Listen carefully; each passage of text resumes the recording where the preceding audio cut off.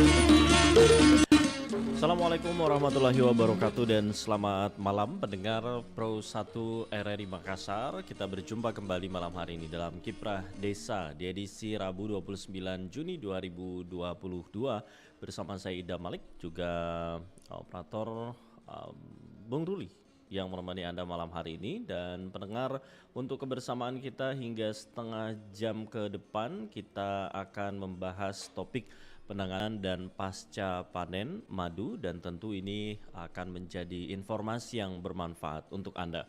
Dan pendengar, kami juga saat ini live streaming di YouTube RRI Makassar dan juga di fanpage Facebook Pro 1 RRI Makassar, dan kami sudah bersama melalui sambungan Zoom, aplikasi Zoom, bersama penyuluh Kehutanan Madya KPH Walanai, Bapak Muhammad Sunandar SPMP. Segera kita menyapa beliau.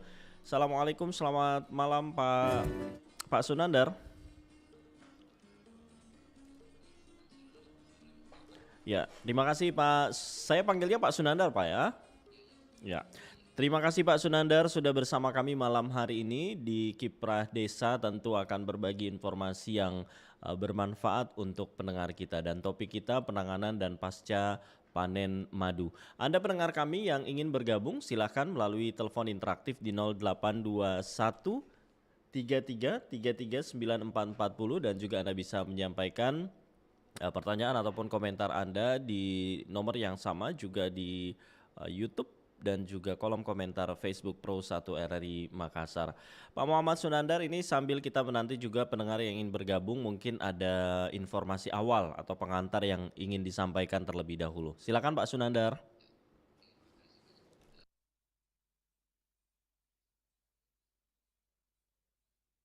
Waalaikumsalam warahmatullahi.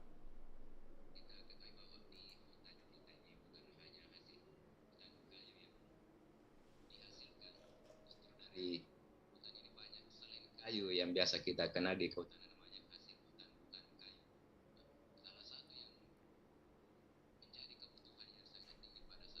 itu ya, yang katanya bisa untuk menambah imun kita adalah madu. Nah, ini yang menjadi kebutuhan untuk umat manusia. Bahkan dalam Al-Quran disebutkan madu itu dalam surah An-Nahl ayat 68-69 tentang madu ini. Ya, Pak. Baik. Dan untuk malam hari ini tentu membahas mengenai penanganan dan pasca panen madu. Apa ini yang perlu diketahui pendengar kita, Pak Sunandar? Ya, terkait dengan madu, ada 4 jenis lebah yang menghasilkan madu. Yang pertama itu Apis dorsata, yang biasa dikenal di masyarakat di Sulawesi Selatan atau khususnya di Bugis, itu namanya bahasa Bugisnya awani. Terus yang kedua Apis cerana, kalau di Bugis namanya arinong. Terus yang ketiga yang lebah impor ini, yang itu biasanya dikenal dengan Apis mellifera. Yang keempat itu Trigona spesies. Ya, kalau di Bugis namanya emu, kalau di Endreka mungkin namanya merang. Ya, itu Pak. Baik. Dan untuk potensi sendiri budidaya lebah ini seperti apa Pak Sunandar? Dan apa saja sih produk yang dihasilkan begitu Pak Sunandar? Ya, potensi dari lebah sebenarnya yang paling banyak dikenal hanya madu. Tapi Mm-mm. dari lebah itu sendiri ada potensi propolisnya, Ya. potensi royal jelly, bee pollen, ada wax atau lilin, dan yang terakhir ini yang namanya bifenom, itu dari racun lebah yang biasa dikenal orang racun lebah. Dan sekarang sudah ada praktek, orang mempraktekkan api terapi dari lebah yang sengat lebah untuk terapi.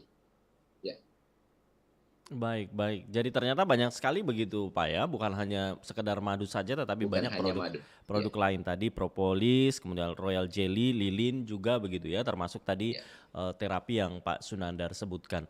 Di masyarakat kita sendiri petani di Sulawesi Selatan apakah cukup banyak kemudian yang membudidayakan lebah madu ini seperti apa Pak Sunandar? Ya.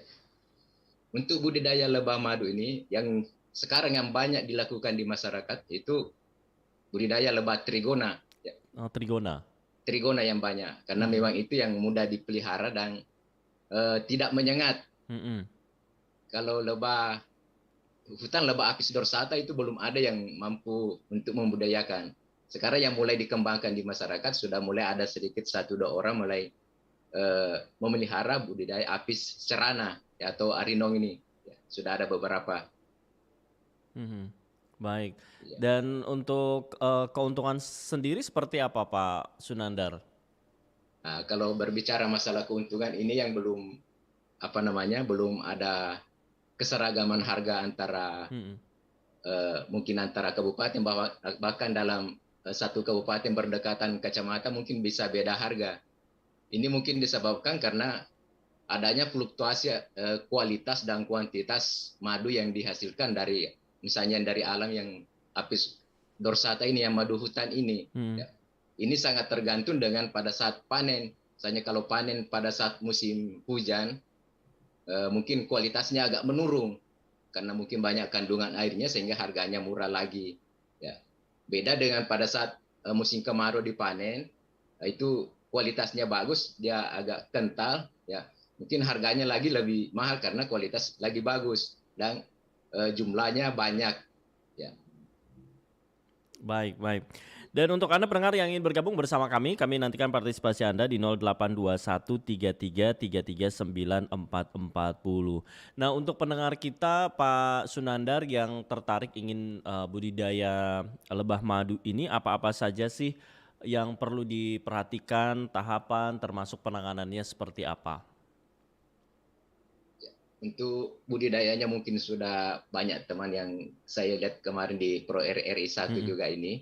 Ya, seperti Bu Sulastri sudah menyampaikan 2 kali Ya. di sini tampil bagaimana budidaya trigona. Mm-mm. Ini mungkin yang perlu diperhatikan di sini pada saat kita penanganan panen hasilnya di sini. Ya. Ini yang sangat menentukan kualitas madu kita yang akan dihasilkan. Apa saja yang perlu diperhatikan begitu Pak Sunandar? Ya.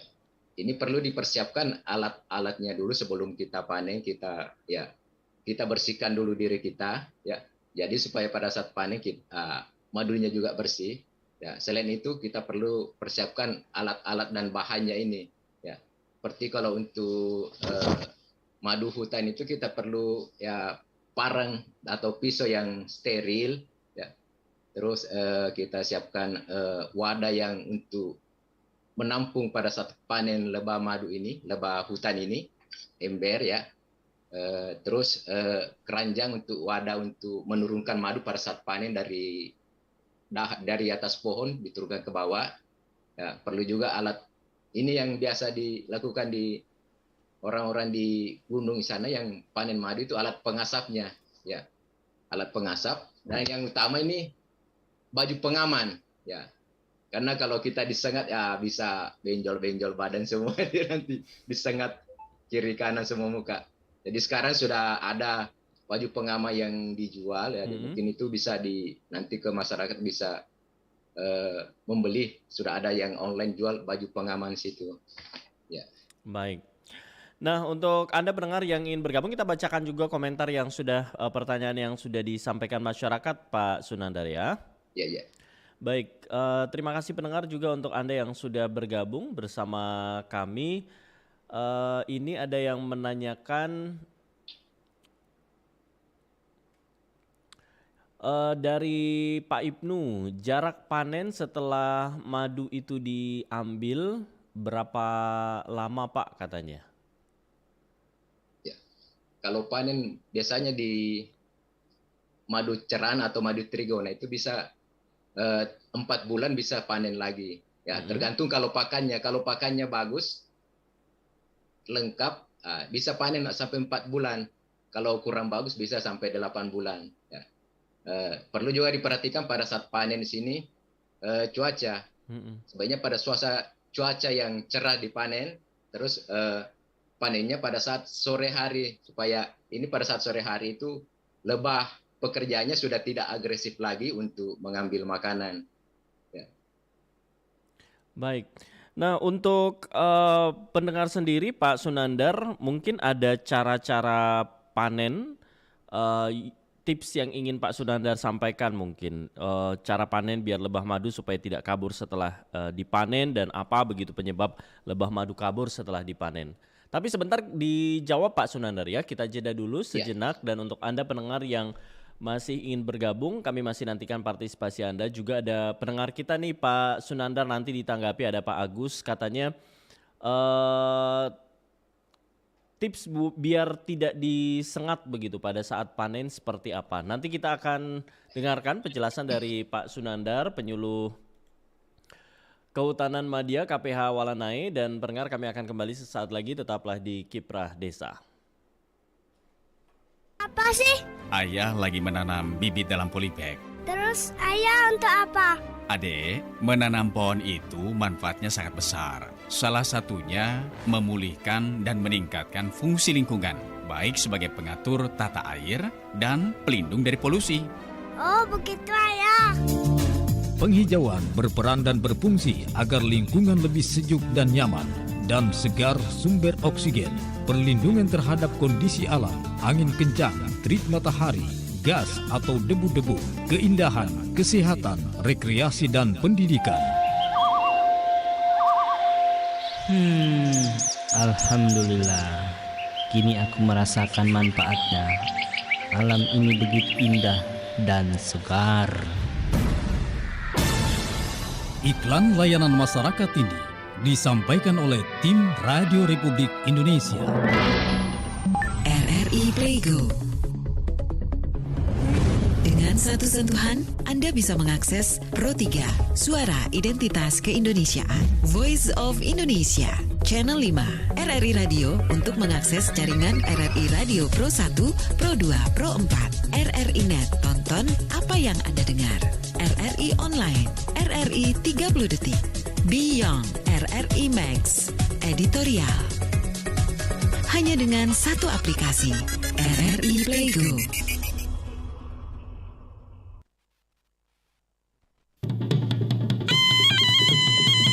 Kiprah Desa, Pro 1 RRI Makassar.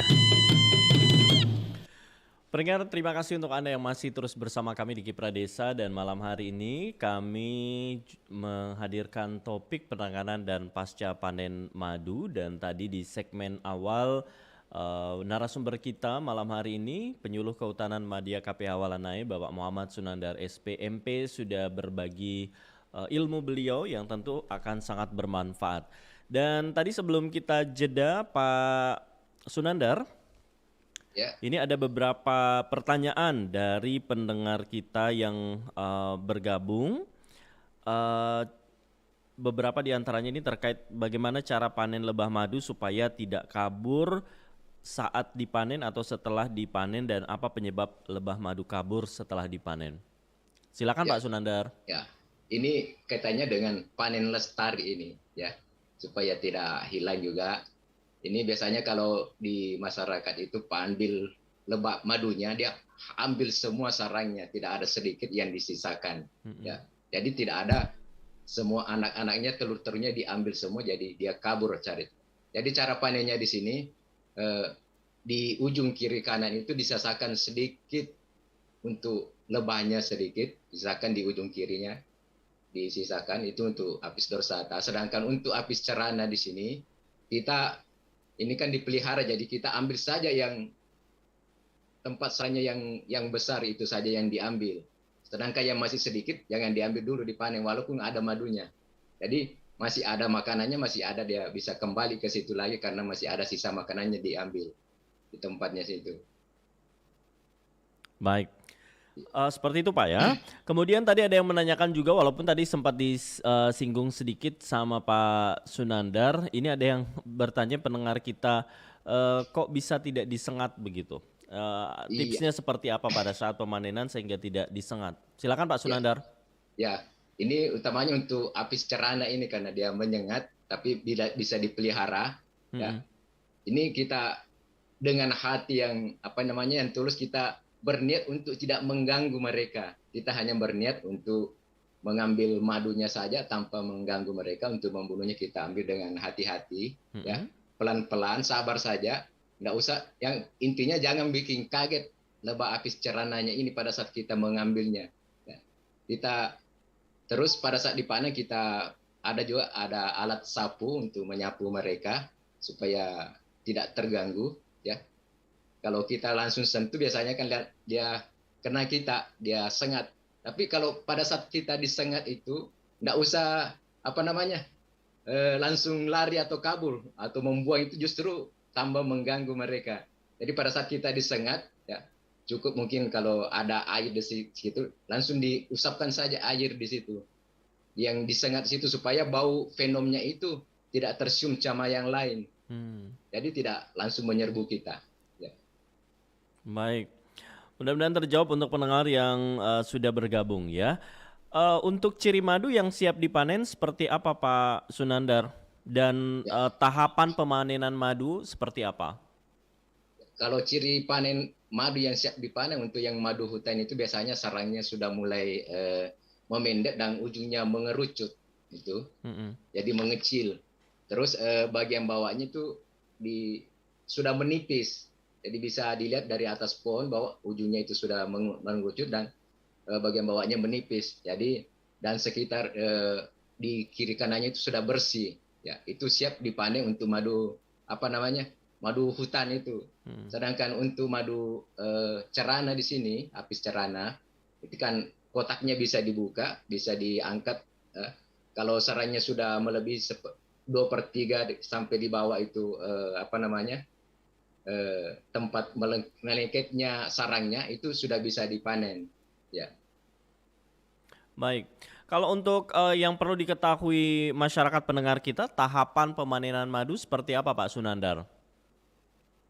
Ya, setelah kita lihat periksa tadi, ya, itu yang siap dipanen itu siapkan dulu untuk untuk yang madu hutan ini ya, madu hutan, ya, siapkan tadi semua alat-alatnya.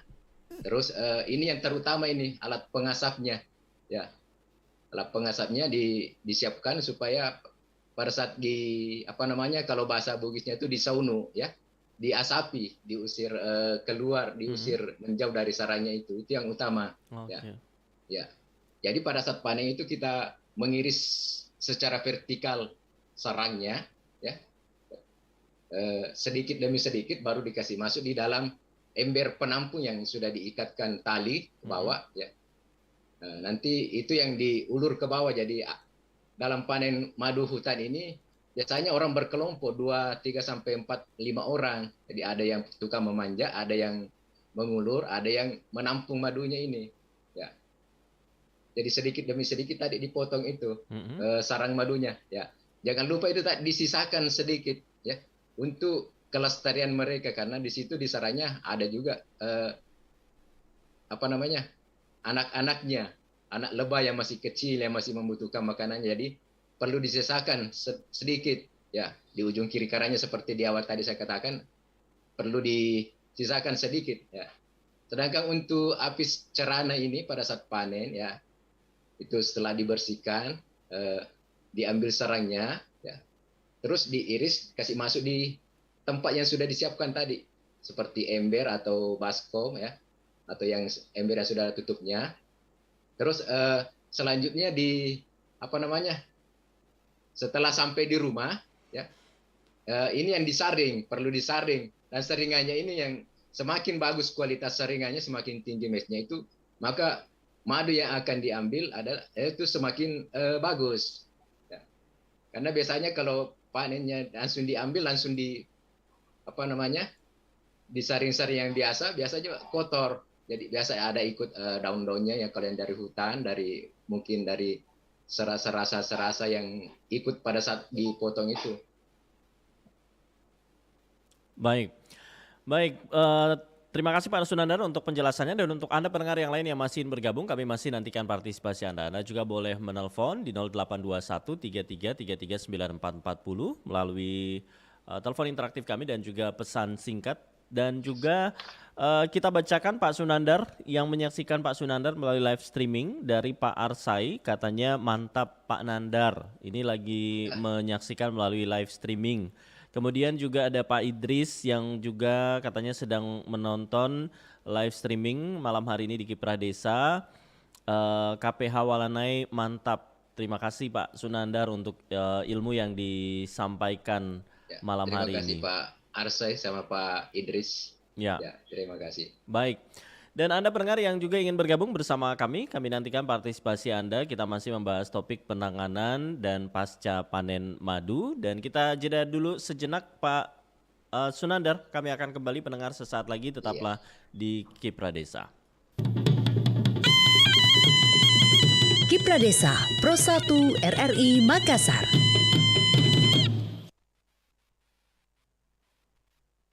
Ayah kerja apa sih? Ayah lagi menanam bibit dalam polybag. Terus ayah untuk apa? Adek, menanam pohon itu manfaatnya sangat besar. Salah satunya memulihkan dan meningkatkan fungsi lingkungan, baik sebagai pengatur tata air dan pelindung dari polusi. Oh begitu ayah.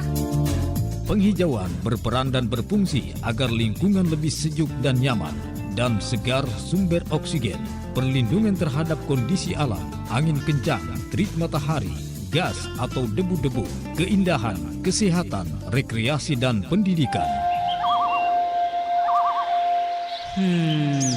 Alhamdulillah, kini aku merasakan manfaatnya.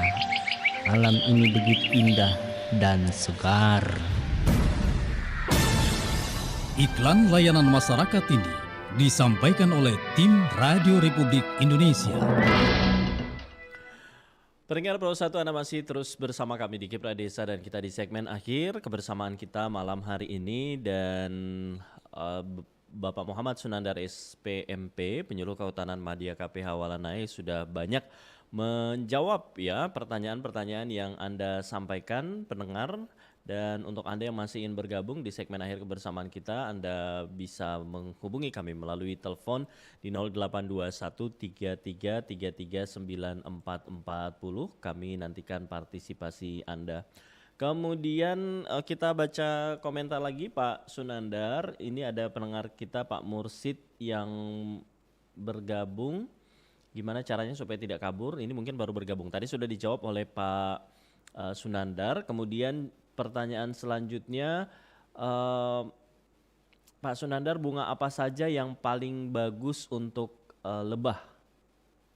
Baik, silakan Pak Sunandar. Ya, bunga yang paling bagus untuk lebah, ini yang banyak mengandung nektar dan polen. Ya, ini biasanya kalau di kita itu bunga apa namanya?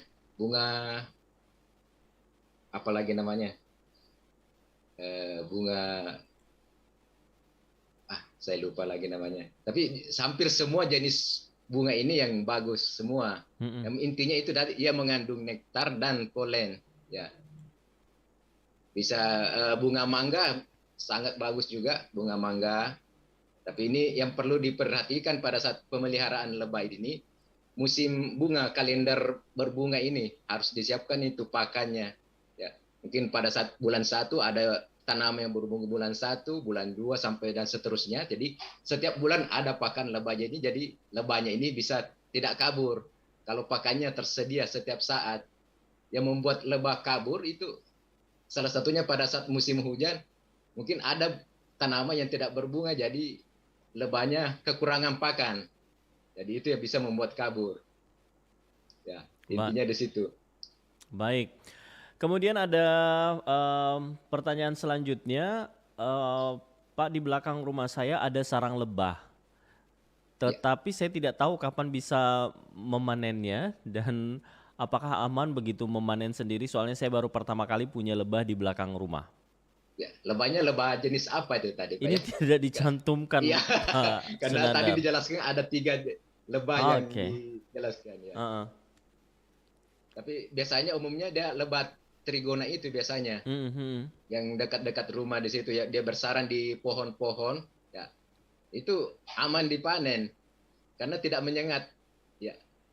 Kita lihat saja kalau di dalam pohon itu lebih bagus lagi dipelihara, bisa diambil langsung di namanya, kita ambil itu lebahnya, kayunya, kita topping saja, langsung bikinkan kotak di atasnya situ. Jadi bukan kayunya yang diambil lagi, bisa dipindahkan ke kotak itu sarangnya. Jadi dia pindah ke kotak yang dibuatkan, disiapkan. Jadi sudah gampang dipanen. Itu untuk trigona. Ya. Sarangnya diambil, ya. Tapi sebelum sarang diambil, kita siapkan dulu kotak pemeliharaan dalam bentuk kotak seperti kotak sepatu itu modelnya. Kasih lubang 1. Itu lubangnya mungkin bisa hanya sebesar pulpen, ya. Setelah diambil sarangnya, dikasih pindah saja ke kotak yang sudah disiapkan tadi. Yang perlu diingat pada saat pemindahan itu, ini sarangnya tidak terbalik. Siapa tahu yang di bawah jadi atas, atas di bawah, itu bisa membuat telur yang masih kecil itu bisa rusak. Ya. Yang penting intinya di sini ratunya itu dipastikan ikut. Kalau ratunya ikut, semua pekerjaannya akan ikut juga masuk di situ, tempat situ. Iya. Baik, sudah cukup banyak yang dijawab oleh Pak Sunandar. Karena waktu kita terbatas, di 2 menit akhir kebersamaan kita, Pak Sunandar, mungkin ada informasi lainnya yang ingin disampaikan untuk pendengar kita sekaitan dengan topik kita malam hari ini, penanganan dan pasca panen madu. Silakan Pak Sunandar. Iya. Pesan terakhir saya, mungkin sekarang lagi heboh-hebohnya Holy Wings ini. Ya. Pesan saya, daripada minuman yang haram seperti khamar, ballo, lebih baik kita minum madu, ya, minum herbal. Nah, itu lebih bermanfaat dan lebih berkhasiat. Iya. Ya, dan tentu ini juga akan menguntungkan begitu ya untuk. Ya, menguntungkan. Ya. Berusaha budidaya lebah madu menguntungkan, ya, dan menyehatkan, membantu orang lain sehat, kita juga sehat. Ya. Baik, terima kasih banyak Pak Munandar sudah bersama kita malam hari ini Pak Sunandar sudah bersama kita di Kiprah Desa. Mudah-mudahan di kesempatan lain kita bisa bersama dengan topik-topik menarik lainnya. Sekali lagi terima kasih Bapak Muhammad Sunandar SPMP, Penyuluh Kehutanan Madya KPH Walanai, sudah bersama kami di RRI Makassar, sudah berbagi banyak ilmu dan informasi untuk pendengar kita. Selamat melanjutkan aktivitas, sehat selalu Pak Sunandar. Assalamualaikum warahmatullahi wabarakatuh. Waalaikumsalam warahmatullahi wabarakatuh. Selamat malam. Selamat malam Pak Sunandar. Dan dengar demikian kebersamaan kita malam hari ini di Kiprah Desa membahas topik penanganan dan pasca panen madu bersama Penyuluh Kehutanan Madya KPH Walanai, Bapak Muhammad Sunandar SPMP. Dan terima kasih pula untuk Anda yang sudah bergabung bersama kami, bertanya baik itu melalui telepon interaktif di 0821 3333 9440, termasuk untuk Anda yang saat ini menyaksikan live streaming kami dan juga ikut bertanya di kolom komentar. Terima kasih atas partisipasi dan kebersamaan Anda, dan pendengar, pukul 20 waktu Indonesia Tengah selanjutnya kami akan bergabung dengan Pro 3 RRI untuk mengikuti Warta Berita. Assalamualaikum warahmatullahi wabarakatuh.